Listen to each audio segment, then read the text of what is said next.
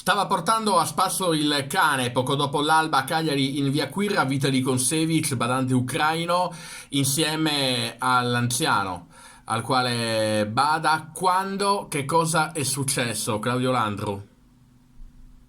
È successo che dei ragazzi, apparentemente da un furgone bianco Renault, sono scesi e hanno dato un pugno nel sopracciglio a Vitali, gli hanno preso il cane e sono scappati. Lui si è ritrovato pieno di sangue in volto e sul corpo e non ha avuto modo di reagire né prendere i dati delle persone che sono scappate. Ecco, Vitali, lei quelle persone le aveva mai viste? No, mai.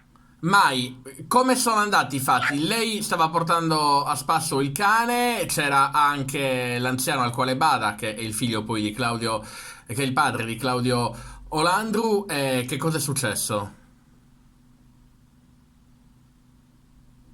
Allora, io ho dato così, perché quando diciamo passeggiata con cane, che è staccato un attimo per fare un pochettino liberare, per fare un pochettino divertire. E invece il cane è girato, girato, girato, io ho chiamato, il cane si è avvicinato da questo furgoncino, io ho chiamato Tore, Tore, vieni, vieni, vieni, invece poi anche non so come è successo, ho sentito una pugna, pum, io ho fatto a terra. Poi quando si è svegliato ha trovato piena di sangue e ha visto che la macchina si è andata. In quanti erano a bordo del furgone? Due persone. Due I- persone che è stato più autista, diciamo tre persone. Hanno detto qualcosa, ha capito se fossero italiani o stranieri? Niente, non ho sentito anche un parole.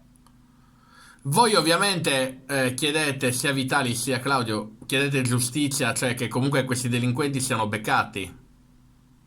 Certo, assolutamente, perché non esiste, soprattutto in zona dove una persona vive da tanti anni e c'è sempre stato rispetto e dove le persone si conoscono, che succedano di queste cose nei confronti di persone che semplicemente stanno facendo una passeggiata e fanno, diciamo, delle cose normali, come anche poi il mercato dove le persone vanno a comprare e c'è una piazza che è da sempre quella.